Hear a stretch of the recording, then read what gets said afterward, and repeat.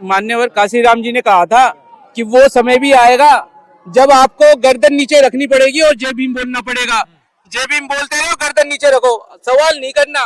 तो वो वक्त आ चुका है लोगों को। आज तो कोई भी बाबा साहब का नाम लेके सत्ता में आ जाता है, मगर ये हमारी देश की जनता को समझना पड़ेगा कि बाबा साहब के नाम लेना एक अलग चीज है, उनके सपनों को साकार करना एक अलग चीज होती है। बाबा साहब का विरोध किन्होंने करा था? उन्हीं पार्टियों ने जो आज बाबा साहब का संविधान बचाने की बातें कर रहे हैं। इलेक्शन में आए ना, लोकसभा के इलेक्शनों में आए, क्या हुआ लोकसभा के इलेक्शनों में? बाबा साहब का नाम लेके आए, लाल किताब दिखाई, कह रहे कि हम संविधान बचा रहे हैं। बचा लिया क्या संविधान? विपक्ष की भूमिका बहुत बड़ी होती है सर, विपक्ष की भूमिका लोगों को पता ही नहीं। आप नेता बन गए विपक्ष के अंदर आके।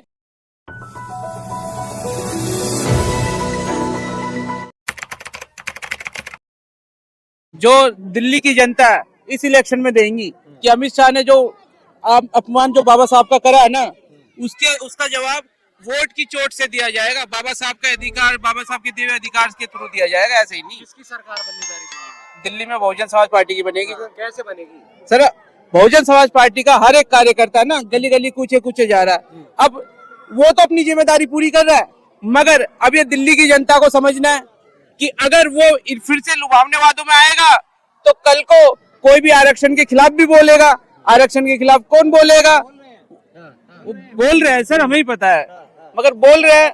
हाँ, ये जो लोग बोल रहे हैं वो इसी, अगर उन्हें आरक्षण बताना, आरक्षण कोई भीख नहीं है, कोई खैरात भी नहीं है, ये भी बता दूं। कई बोलते कि आरक्षण तो फ्री तो हुआ, वो फ्री नहीं है सर, वो अधिकार है उन लोगों का जिन लोगों को उन मूल रूप सुविधाएं नहीं मिल रही, उनका अधिकार है। उन लोगों को ये चीजें चाहिए, तो इसलिए बहुजन समाज पार्टी को, अगर उन्हें अपने अधिकार चाहिए तो बहुजन समाज पार्टी को लेके आना पड़ेगा। है बीएसपी के वर्तमान में सर बीएसपी को आम आदमी पार्टी, बीजेपी और कांग्रेस से सबसे अलग कर बहुजन समाज को अपने ध्यान एकत्रित करने की ओर दे रही है। सर, बहुजन समाज पार्टी का लोग अक्सर पूछते हैं कि इसका मैनिफेस्टो क्या है। हम बोलते हैं कि हमें भारत, बाबा साहब भीमराव अम्बेडकर जी के सपनों का भारत चाहिए, उसी उद्देश्य से बहुजन समाज पार्टी का उद्देश्य हुआ था, ये पार्टी स्थापित हुई थी। ये बात लोग समझेंगे, जब लोग समझेंगे तो उन्हें पता चलेगा। जो प्राकृतिक रूप के संसाधन जो भी होता है वो सारे के सारे बटे हुए हैं। क्या ऐसा हो रहा है कि एक मजदूर 8 से 12, 12 से 14 ये अपनी पूरी जिंदगी दे देता है, मगर वो अमीर नहीं होता। गरीब का लड़का सिर्फ गरीब ही होता है, अमीर नहीं होता। और पूंजीपति का बच्चा जब कुछ भी ना करे वो फिर भी पूंजीपति ही रहता है। कहीं ना कहीं तो कुछ त्रुटि हो रही है। उन्हीं त्रुटियों को सब संक्षिप्त में बताने के लिए बहन कुमारी मायावती जी आई है। बहन कुमारी मायावती साहब का मान्यवर काशीराम जी आए थे, उन्हीं का कारवा बहन कुमारी मायावती जी लेके जा रही है। अब इसी कारवे को माननीय आकाश आनंद जी लेके जा रहे हैं, मगर बात वही आती है कि वोट की ताकत, हमारा दिल्ली का वोटर तो स्पेशल रूप से समझने में थोड़ा सा चूक कर जाता है। मान्यवर काशीराम जी ने कहा था कि वो समय भी आएगा जब आपको गर्दन नीचे रखनी पड़ेगी और जय भीम बोलना पड़ेगा। जय भीम बोलते रहो, गर्दन नीचे रखो, सवाल नहीं करना। तो वो वक्त आ चुका है लोगों को। आज तो कोई भी बाबा साहब का नाम लेके सत्ता में आ जाता है, मगर ये हमारी देश की जनता को समझना पड़ेगा कि बाबा साहब के नाम लेना एक अलग चीज है, उनके साथ उनके सपनों को साकार करना एक अलग चीज होती है। प्रवेश निषेध है दूसरी पार्टी को बदनाम करने के लिए। नहीं, बदनाम नहीं कर रहे सर। ये बहुजन समाज के साथ जाति करते हैं लोग।